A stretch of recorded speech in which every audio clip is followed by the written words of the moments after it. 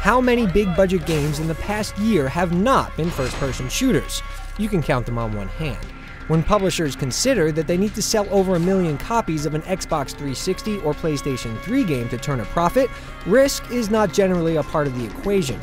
Shooters are the safe bet these days, and no publisher knows that better than Ubisoft, which is why it's all the more surprising that it went out on a limb with Assassin's Creed, one of the most innovative, imaginative games to be released in years.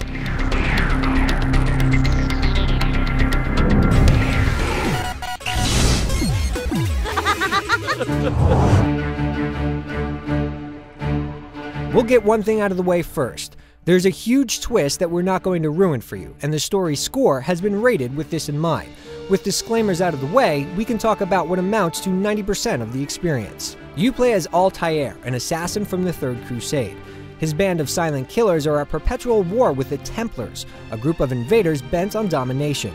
Altair and his allies are in search of a great treasure when they suddenly come into contact with the Templars, who also have their eyes set on the prize. A confrontation ensues, and Altair ends up on the short end of the stick. Returning to his master with his tail between his legs, he's stripped of his rank and weapons, forced to earn them once again. To do this, he must locate and assassinate 9 different leaders who are spreading corruption throughout the land. While we won't mention what the twist is, we can say that it provides something in a video game story that is rarely present: duality. Altair's main quest presents the player with moral issues that cloud the waters between right and wrong, making for a thoughtful, clever story that will keep you guessing until the end.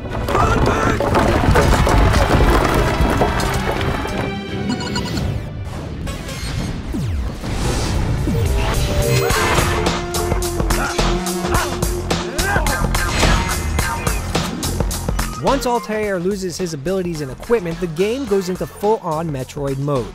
As he polishes off each target, a couple are restored to him. You did well, Altair, and have earned the right to carry a blade once more. But that's not to say he's a walking arsenal. His instruments are simple yet effective, with a sword, throwing knives, and a hidden blade his only death-dealing devices. When you initially boot up the game, it can be a little confusing. You'll discover horse travel right away, which allows you to traverse the kingdom's overworld in search of the game's 3 cities, slicing enemies along the way. Once you've visited all 3 boroughs, you'll have the option to simply warp there, which is a welcome feature considering the miles of terrain that separate them. Once inside a city, there's a strict series of events that you must complete. First, you must visit the local Assassins Bureau to gather clues on the whereabouts of your target. The second step is to climb tall structures to survey the area. This will plot points on your map for other lookouts and mission objectives. The third is to complete the mission objectives. While there are 6 investigative objectives total per hit, you're only asked to complete 2 or 3 before moving on to the next step, which is the actual assassination. Mission objectives aren't all that varied, and this process repeats 9 times throughout the course of the game. By the end, you'll have had your fill of pickpocketing, roughing people up for information, and talking to informants. Here's what I learned about Talal. Calling Assassin's Creed an open-ended game is a bit of a stretch. While you have your choice of a few missions to complete out of 6, and you can choose the order of your targets to assassinate, that's basically where the flexibility ends.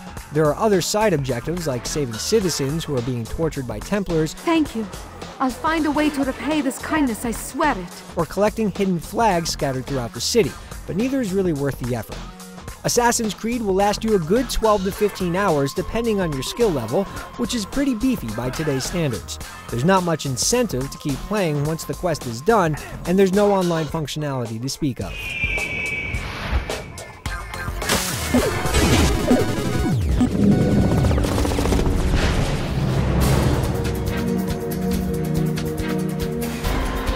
The gameplay in Assassin's Creed is basically broken down into 2 categories: navigation and combat.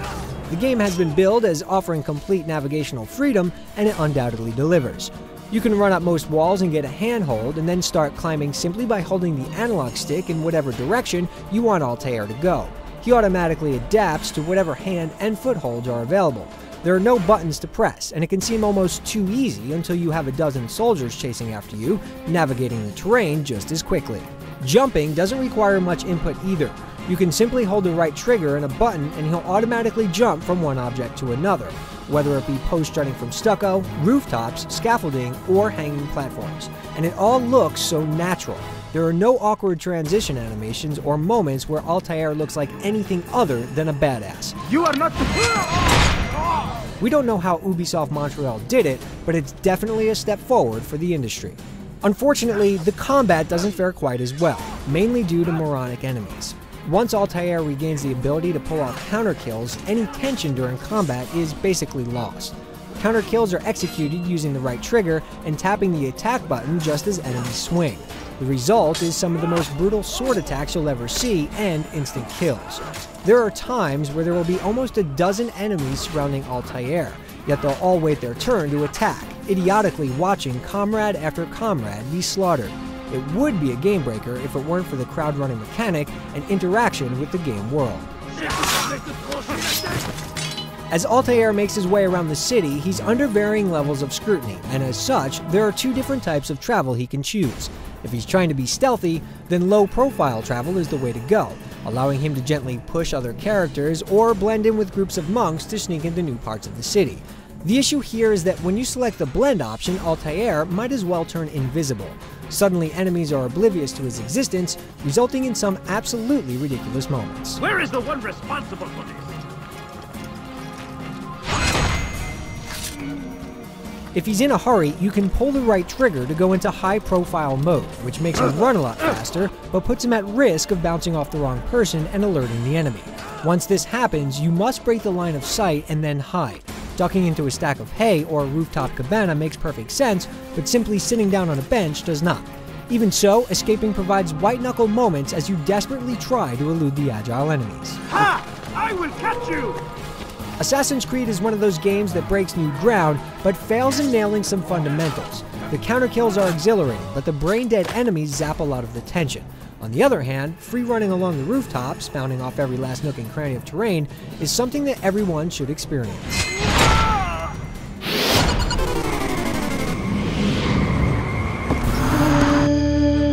Grand Theft Auto 3 was the first game to really display a living, breathing city in full 3D, but oh how far we've come. The city streets in Assassin's Creed are absolutely stunning. They're packed full of unique character models, all walking and interacting with one another in a completely natural way. Toss in rubbing elbows with the unpredictable Altair, and you have the recipe for a game that has to be seen to be believed. The game is so full of unpredictability, yet Altair never appears to move synthetically. The way he scans wall faces for handholds or transitions smoothly from one action to the next is something like we've never seen. There's a few forgivable issues, like terrain drawing in and some serious bouts of clipping, but when the sun becomes blotted out by the clouds, or you look across a city in its entirety with no visual hang-ups, all is forgiven. The voice acting is just as able, with compelling performances from the smallest of parts. Ah, he returns at last. Abbas, where are the others? Every citizen on the street has something to say in reaction to the events around them. How odd. And Assassins get some great mileage out of it. Speak to me or speak to God. It's your choice. The first half of Assassin's Creed is a truly clairvoyant experience. You've never played anything like it. The sagacious story, incalculable crowd interaction, and unprecedented freedom to traverse the environment how you choose are landmark moments. Over time, repetition rears its ugly head. Combat becomes a necessary routine, and dim-witted foes snatch you out of the Third Crusade and remind you that you're playing a game. The potential here is undeniable, but there's been some dust swept under the rug that places a blemish on an otherwise beautiful piece of art.